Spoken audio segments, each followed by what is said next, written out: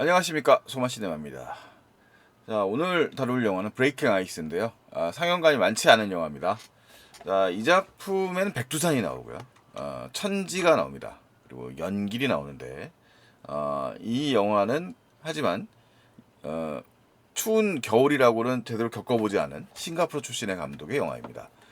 자, 그러면 그 싱가포르 출신의 감독의 중국에 가서, 중국에서도 변방이라고 할 수 있는 연변에 가서 찍은 이 브레이킹 아이스라는 영화는 도대체 무슨 영화일까요?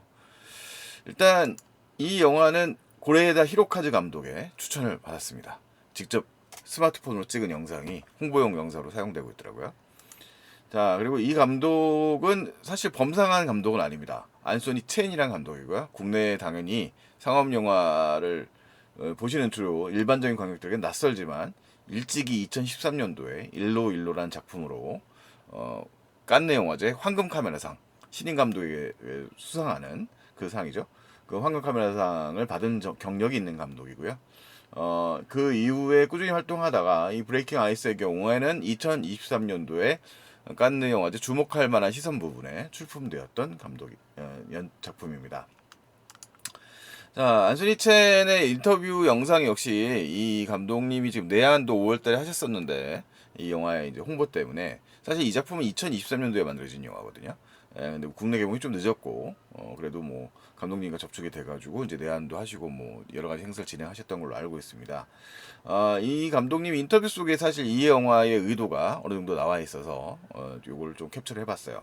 안소니 첸 감독이고요. 그 다음에 이 감독은 이제 아까 말씀드렸던 것처럼 싱가포르 태생의 감독이라서 늘 겨울이 없는 열대지방에서 나고 자란 감독입니다. 그래서 완전히 좀 다른 환경에서 새로운 방식으로 영화를 찍고 싶었다고 했고요. 그래서 이제 중국의 이제 국가적으로 중국 소속이지만 북한과 국경이 맞닿아 있는 연길의 모습이었고, 그 다음에 자기가 평생 겪어보지 않은 이제 겨울을 배경으로 하고 있는 작품이죠. 그래서 여기서 이제 그 아마 열대지방 출신의 감독답게 이제 얼음이라는 것에 되게 의미를 부여하고 있는 감독이에요. 혼란을 겪고 있는 이게 핵심은 간단합니다. 그러니까 혼란을 겪고 있는 경계에서는 부유의 세 명의 청춘의 이야기고요. 그 배경이 이제 은유의 형식과 이제 그런 분위기, 무드로 형성되어 있는데 이게 보기에 따라서 꽤 근사한 영화입니다. 이 영화에 대한 평가는 뭐 일단 소수입니다. 이게 뭐 대규모 상업 영화는 아니니까 로튼 토마토 지수로는 90% 이상이니까요. 일단은 본 분들만큼 이게 그 수요는 뻔하거든요. 수요는 사실 볼 분들은 뻔한 거고 이게 스토리텔링이 기본적으로 없어요. 그러니까 당연히 호불호가 갈리는 영화입니다. 그래서 그 국내의 네티즌 그 실관람객 평점 이런 것들만 봐도 도대체 뭘 말하고 싶은 건지 뭐 무슨 얘기를 하는 건지 뭐 별로 와닿지 않았다 뭐 이런 얘기들이 많네요. 그래서 그렇게 보시는 반면에 뭐 또 이 좋았다라는 분들도 있습니다. 저는 어느 쪽이냐면 좋았다 쪽입니다. 시네21 전문가 별점에서도 보면 박병식 평론가는 설정은 낡았고 연출은 얄팍해라고 해서 좀 익숙하다 이런 거죠. 주렌 짐 같은 구도, 여자 한 명에 남자 두 명에 그러니까 이제 부유하는 청춘을 다룬 영화들은 꽤 오래 경력이 돼 있었기 때문에 이렇게 봤는데 또 한편으로는 이 동아시아인들이 갖고 있는 또 그런 정서적인 좀 공감대 뭐 이런 것들이 또 있어서 뭐 보기에 따라 달라질 것 같고요. 이용철 평론가는 반대로 연길의 구계자들 스스로는 아름다움이라고 구계자들이라는 영화를 언급해 주었습니다. 네. 네, 이 작품은 고달의 영화였죠. 그 영화 얘기였고요. 그 다음에 뭐 다른 평론가들은 한 5개에서 6개 정도로 2개 반에서 3개 정도였습니다. 그래서 뭐 대략 그 약간 좀 한국 이 아시아 영화에 대해서는 사실 좀 기존 평단이 조금 이렇게 좀 냉정하게 보는 면이 좀 없지 않아 있고 사실 개인적으로 저는 좀 아시아 영화를 좀 더 선호합니다. 정서적으로 좀 많이 와닿는다는 느낌이 좀 들어서요. 뭐 물론 호불호가 있으니까 그건 관객분들이 느낄 부분이고요. 자, 이 영화는 일단 벼랑에 쓰거나 이미 이제 그 말 그대로 부유한다, 이게 떠돈다는 얘기죠. 예. 제자리 정착하지 못하고 떠도는 청춘들의 이야기입니다. 뭐 청춘은 늘 부유하는 건데, 이 영화의 이제 등장 인물은 이제 3명이라고 할 수 있습니다. 이 3명의 출연진이 거의 전부라고 할 수 있고, 이 3명의 인물이 이제 이 이야기를 끌고 나가는데, 이 하오펑, 유호연 배우죠. 그 다음에 나나, 주동우, 그 다음에 샤오, 굴초, 소갈개입니다. 영화 시작되면 오프닝 크레디트가 뜰 때는 얼음 작업하는 장면이 나와요. 그 강에 얼어 있는 얼음을 갖다가 이제 깨는 장면들이 나오고, 그 다음에 이제 이 연길의 겨울을 같이 보내고 있는 나나가 등장합니다. 가이드고요, 관광 가이드고요. 그다음에 하오펑은 친구의 결혼식 때문에 아마 이 연길까지 온 걸로 되어 있는 설정입니다. 샤오는 이 동네에 살고 있는 친구들인데요. 이 영화를 좀 명확하게 좀 이해해야 될 점은, 이 영화는 민족지향적 영화, 즉 무슨 소수민족으로서의 조선족의 삶에 대해서 관심을 갖거나 이런 영화는 아닙니다. 어디까지나 이방인의 관점에서 공간과 이야기로서의 설정들을 가지고 왔다고 할 수 있어요. 문화적 요소라든가 이런 요소들을 갖다가 적용하고 있다고 할 수 있고요. 엄밀히 말하면 이들은 이 연길이라고 하는 지방과 거리가 멀었던 지역 출신들입니다. 그래서 하오펑은 원래 상하이의 금융회사에 다니고 있는 남자, 그러니까 사실 엘리트 출신인 거죠. 이 사람이 차고 있는 시계가 그걸 상징하고 있고요. 샤오는 자기가 이제 영화 속의 대사에 의하면 쓰촨성에서 할 일 없이 살아가고 있는 청년이었는데 이모가 연길에 식당을 연다는 거. 그러니까 이제 뭐 티벳이나 연길이나 한족들이 계속 이주를 하면서 장사를 하고 있는 모습들을 많이 볼 수 있는데, 뭐 그런 케이스라고 말 수 있겠습니다. 나나는 영화의 첫 장면, 그 버스에서 가이드로 소개를 한 다음에 자기 발목을 잡는 장면이 나와요. 그 오른쪽 발목인 것 같은데, 왼쪽 발목이군요. 왼쪽 발목을 맞는데 그 부분이 이제 발목에 부상을 크게 입었다는 걸 알 수가 있고, 그것은 이제 나나의 상처를 상징하는 것입니다. 사실 이 영화의 상징은 어렵지 않습니다. 은유가 복잡하지 않고 쉽게 이해할 수 있는 부분들이기 때문에, 아까 이제 박병식 평론가는 뭐 얄팍한 은유다 이렇게 얘기했는데, 영화를 깊이 뭐 그렇게까지 막 심도 깊게 보지 않으시거 분들도 이해하기 쉽다는 장점도 있기 때문에, 뭐가 더 좋은지는 뭐 감독의 선택이라고 말할 수 있고, 저는 나쁘지 않았다고 생각합니다. 자, 이 영화에 일단 하오펑이라는 인물은 가장 이제 최근에 이제 이 외부에 연길로 온 사람이라고 말할 수 있습니다. 아까 말씀드린 것처럼 친구의 결혼식 때문에 와 있고, 이 뭔가 그 전화를 계속 받고 있어요. 그 전화의 내용은 상담에 빠졌다는 전화입니다.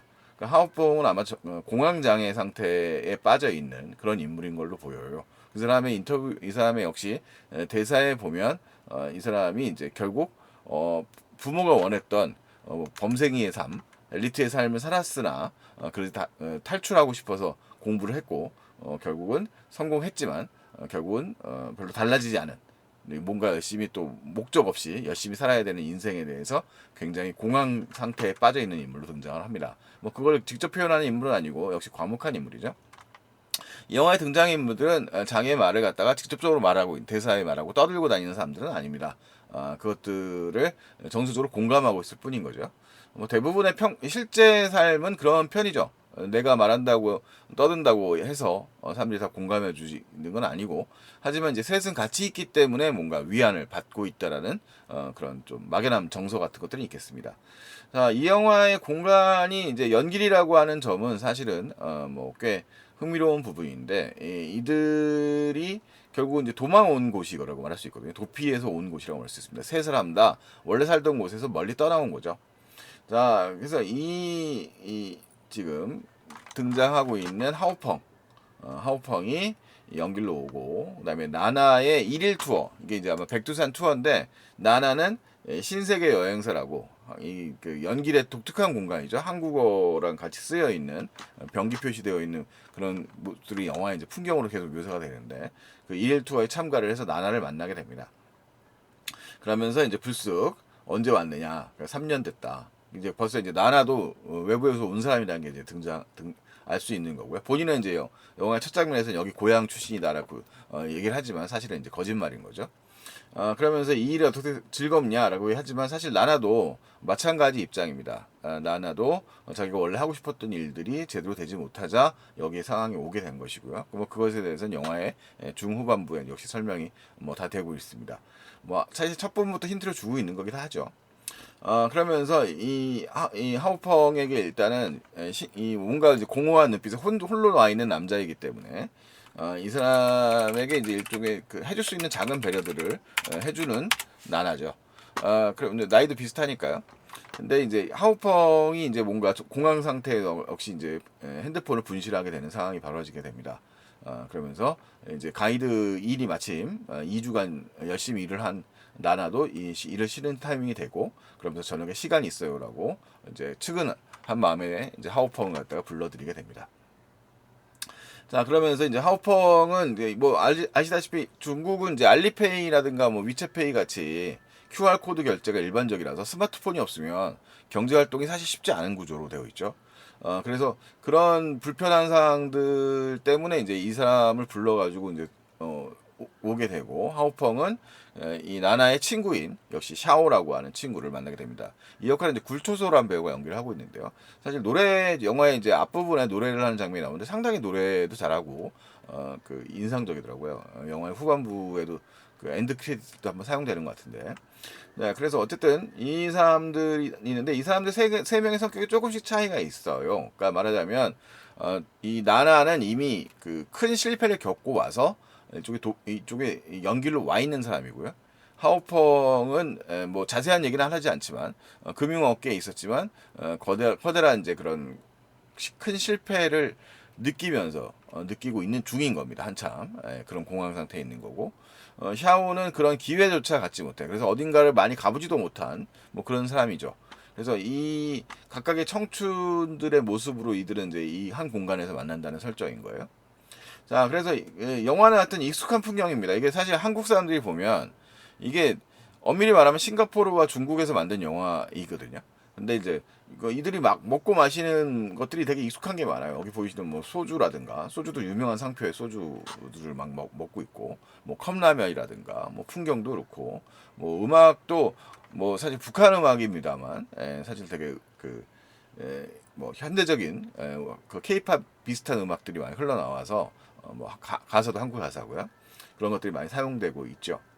자, 그래서 이들이 일단 모여가지고 이제 밤새 술을 마시면서 일종의 친구가 되는 거죠. 이 셋의 관계는 사실 이제 이 유사 삼각관계입니다. 이 샤오는 아마도 나나를 이렇게 좋아하는 것 같죠. 근데 나나는 샤오를 친구 이상으로 여기고 있지 않고요. 샤오는 또 낯선 자기의 어떻게 보면 궤적을 쫓아온 하오펑에 대한 호의를 베풀어 줍니다. 그래서 이제 술은 먹고 이들은 이제 밤을 같이 1차, 2차 보죠. 그러니까 나나는 술이 만취가 돼서 일이 모두 끝나고 그다음에 자기 집에 이제 이 남자 둘을 데리고 와서 술을 마시고 이들은 소주와 맥주를 섞어 마신 다음에 이제 잠이 들게 됩니다. 그러면서 이제 그 비행기 표를 찾으러 비행기를 타고 이제 상하이로 돌아가야 되는 하오펑이지만 이미 이제 늦잠을 자버려서 갈 수 없게 된 상황이 되죠. 그래서 이들은 이제 이 연기를 돌아보는 것이 들어오게 된다는 이야기입니다. 사실 그게 이제 이 영화의 스토리의 전부라고 말할 수 있습니다. 그러니까 이 영화는 일종의 연기를 배경으로 하고 있는 일종의 로드 무비이기도 하기도 하고요. 사실 뭐 스토리상으로는 정리할 게 그닥 많지 않습니다.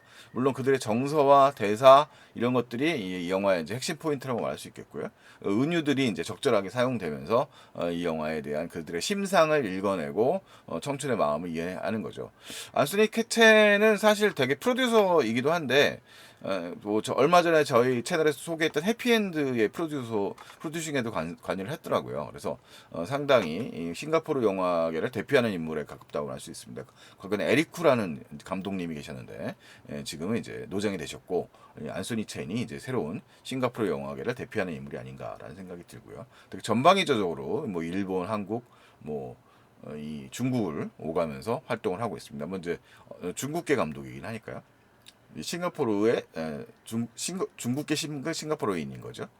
자, 어쨌든 간에 이들의 이제 그런 풍경들이 이제 펼쳐지고요.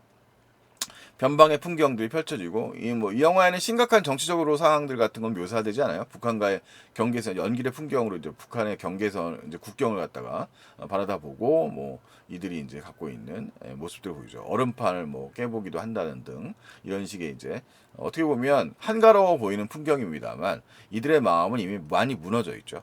그래서 이 영화의 의미하는 브레이킹 아이스 얼음을 깬다라는 것은 이들의 얼어붙은 마음을 이제 깬다라는 개념도 됩니다. 그래서 뭐 사실 말하지 않아도 이제 그런 은근한 정서들이 이 영화가 가지고 있는 장점이라고 말 수 있습니다. 이런 면들을 좋아하는 감독들도 있고 이걸 답답해하는 분들도 있는데 저는 이런 면들이 영화적이었고 되게 좋았다고 생각합니다.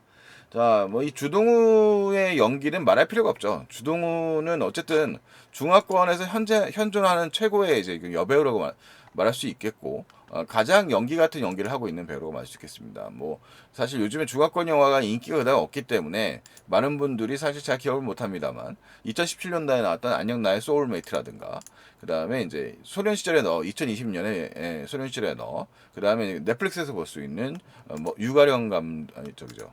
저기 뭐야 유하경 감독의 뭐 먼 훗날 우리라든가 이런 작품들에서 아주 감성적인 연기를 아주 뛰어나게 펼쳤는데, 항상 상처받은 영혼을 과묵하게 표현해내는데 아주 그 혼란스러운 감정들을 되게 잘 표현해내는 배우죠. 이 영화에서도 그 특유의 연기력은 뭐 여전합니다. 나머지 두 배우들도 연기를 펼쳐내고요. 이게 이제 중국 입장에서 봤을 때, 중화권 입장에서 봤을 때는 되게 낯선 풍경이거든요. 연길은 중국 사람들도 관광 가는 동네고, 그 일종의 그 대체 한국이라고도 표현하기도 하고, 뭐 어쨌든 이 중국 안에 편입돼서 살아가서 조선족이라고 불리워서 살아간 지도 이제 오래됐기 때문에 사실 이제 디아스포라라고 말하기에도 애매한, 뭔가 이제는 이제 중국의 어떤 한 부분이라고 말 수 있습니다. 뭐 중국의 뭐 문화 지배, 뭐 이런 뭐 동북 공정 이런 걸 떠나서 어쨌든 이 영화의 풍경은 그 이방인으로서 바라보는 풍경이라고 볼 수 있기 때문에 그런 쪽인 정치적인 면들과는 좀 별개의 영역이라고 할 수 있겠고요. 감독이 특히 뭐 싱가포르 출신 감독이니까요. 자, 그래서 이들은 어쨌든 이 밤을 이제 같이 셋이서 보내면서 같은 시간들을 보내게 됩니다.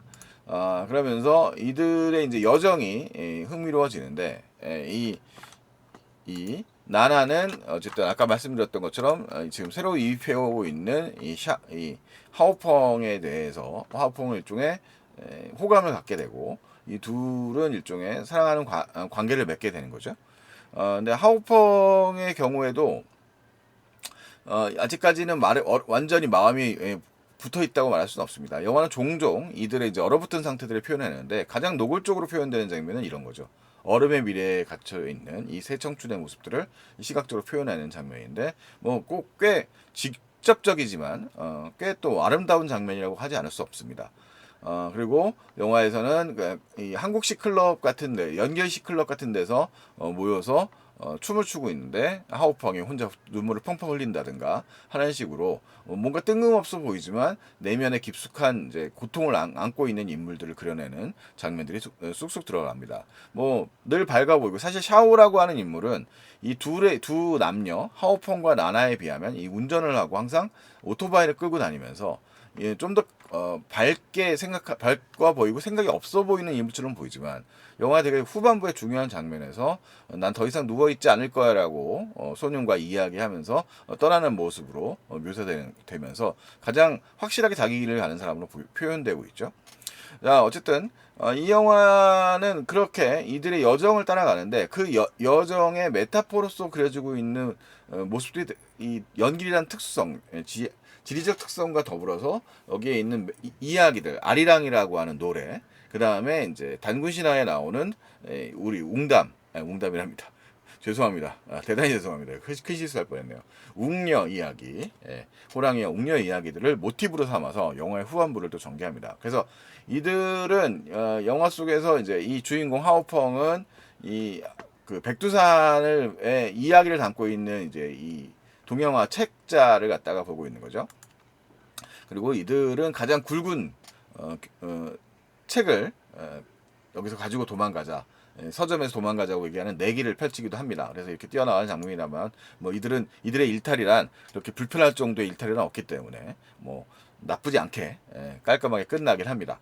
이들의 이런 모습들은 어쨌든 이 탈출하고 싶은 마음, 자신의 그런 모습들을 표현하고 있는 것 같고요. 이 장면이 이제 아까 얘기했던 그 연기를 한 클럽에서 이 둘이 춤출 때 하오펑이 이제 눈물 흘리는 장면이라고 말할 수 있겠고요. 그러니까 이런 장면들이 여러 번 사용이 돼요. 그러니까 이것도 동물원 장면에서 이들은 꽤 평화로움을 느끼는데, 여기서 이제 이 불빛을 비치면 사슴들이 움직이는 장면들을 본다든가, 그러니까 목적 없이 부유하는 자신들의 모습들을 갖다가 비유하고 있다고 말할 수 있겠고요. 그러면서 뭐 이렇게 컵라면을 먹는 장면들 같은 것에서 이들의 이제 공감들이 형성하고 있는 모습들을 보여주기도 하죠. 술을 무진장 많이 먹고 다니고 있는 거지만 뭐 한때 청춘이라면 뭐 그런 모습들이 또 익숙한 풍경이기도 하니까요. 뭐 나름대로 익숙한 풍경이라고 할 수 있겠습니다. 이 영화의 이제 마지막 후반부에 이들은 어디로 가냐면 백두산으로 갑니다. 나나도 가이드를 한 지 3년이나 됐지만 백두산에 가보지 않았다고 하고요. 하오펑도 샤오도, 그리고 영화는 백두산의 천지의 이미지를 여러 번 보여줘요. 천지의 신비로운 이미지가 이 영화의 그 방향이고요. 이들이 일종의 갖는 어떤 목적의 방향이죠. 이 영화가 가는 일종의 방향이고 청춘의 방향이기도 합니다. 그렇다면 이 청춘의 방향이 어떨지는 대충 예측하실 수 있을 것 같습니다. 대략 우리 청춘 영화에서 청춘이라고 하는 것은 뭐 완벽하게 깨끗하게 이루어지긴 사실 쉽지는 않죠. 자, 어쨌든 그 과정 자체에 의미가 있을 것이고요. 이들이 이제 그 과정 속에서 뜻밖의 존재를 만나기도 합니다. 아까 말씀드렸던 이 단군 신화와도 연관되어 있는 존재죠. 자, 그러면서 이들은 이제 천지를 향해서 나아가게 됩니다. 그 속에서 한 단계 인간으로서 성장, 더 나아갈 수 있는 약진의 기회가 어렴풋이 펼쳐지게 되죠. 이런 뭐 주동우의 표정 같은 것들이 이제 바로 거고요. 이 영화의 천지의 배경은 실제로 이 인물들이 만났다기보다는 상상 속의 영역이라고 말할 수 있겠습니다. 되게 멋지게 표현되어 있는데 아마 뭐 항공 촬영 등으로 활용이 된 것 같고요. 이 장면은 아마도 저기 그 아리랑을 듣는 장면에 등장을 하는데 약간 톤이 좀 다르긴 합니다만 그 아리랑이 갖고 있는 그런 이 고난의 극복, 그 정서적인 느낌들을 공감하고 있는 등장인물의 모습들도 상당히 인상적으로 연출되어 있는 것도 특징입니다. 자, 그리고 이제 이 영화에서 이 각각의 등장인물들의 퇴장의 방식들도 상당히 흥미로운데요. 이 샤오는 일장이 자신의 그 짝사랑이 이제 좌절되고 자신의 이제 길을 떠나기로 아까 같이 누워있던 소년에게 게임 같은 거 하면서 있는 소년에게 그건 시간 낭비다. 난 이제 더 이상 누워있지 않겠다라고 말하면서 떠나는 장면으로 마무리가 되고요. 그 다음에 이들을 직접 닿지 않고 마지막 접촉을 또 에로틱한 분위기를 만들어내면서 이들의 이제 사랑의 크기를 가늠했던 이들은 결국은 이제 각자의 길로 떠나게 됩니다. 하우펑은 자신의 이제 실체 떠나는 모습을 영화 속에 보여주지 않고 시계만 남겨두고 떠나게 되고요. 나나는 자신이 그 자신의 깊은 상처의 내면에 있었던 그 스케이팅을 만지면서 영화가 마무리가 되죠. 그래서 영화 이 브레이킹 아이스라고 하는 영화는 사실은 아까 처음에 말씀드렸던 것처럼 뭐 그닥 스토리가 뚜렷한 영화라고 볼 수는 없습니다. 하지만 이 영화가 가지고 있는 그 쓸쓸함 청춘의 모습의 풍경은 아마도 대부분의 성장기를 이 성인기까지 온 분들이라면 비슷하게 느꼈을 것이고 아마 동세대에 있는 분들이라면 또 역시 공감하실 수 있는 부분도 있을 것 같습니다. 물론 영화적 재미를 추구하거나 스토리를 추구하고 영화적 결말 뭐 이런 것들을 중시하는 분들에게 이 영화는 지루한 영화가 될 수도 있겠죠. 하지만 이 영화의 음악이라든가 촬영이라든가 대부분 영화가 상당히 깔끔하고 아주 촬영이 잘 되어 있다고 말할 수 있는 영화입니다. 그래서 이 영화에는 종종 등장인물들의 배경 뒷모습이 펼쳐지고 그 배경의 모습들은 이들이 걸어가야 될 앞으로의 미래의 길을 의미하는 것이기도 하죠. 하오펑은 이 영화 속에서 가장 자살 충동이 시달리는 남자입니다. 그래서 영화의 결정적인 부분에 그런 충동감을 느끼기도 하지만 그를 구원해 주는 것은 친구들의 이름이죠.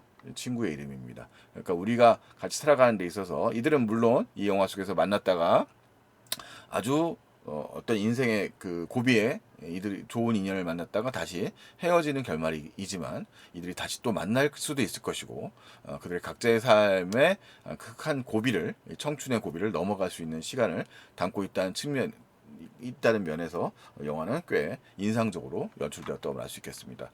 브레이킹 아이스는 뭐 이건 어디까지나 제 주관적 감성이고요. 이 영화를 또 어떻게 다르게 느끼시는 분들도 분명히 있을 거라 생각합니다. 저보다는 그렇게 안 느끼시는 분이 더 많다는 생각이 드네요. 그래도 아마 찾아서 보시는 분들은 아마 이런 영화의 이런 면들에서 만족감을 느끼실 수도 있지 않을까라는 생각이 듭니다. 뭐 빠르게 뭐 인상 비평 수준에서 브레이킹 아이스를 얘기해 봤고요. 다음에 또 이렇게 우연히 만나는 좋은 영화를 만날 수 있으면 좋겠습니다. 이상 소마시네마였습니다. 지금까지 브레이킹 아이스 영화 리뷰였고요. 다음에 또 다른 영화 이야기하러 오도록 하겠습니다. 안녕히 계십시오.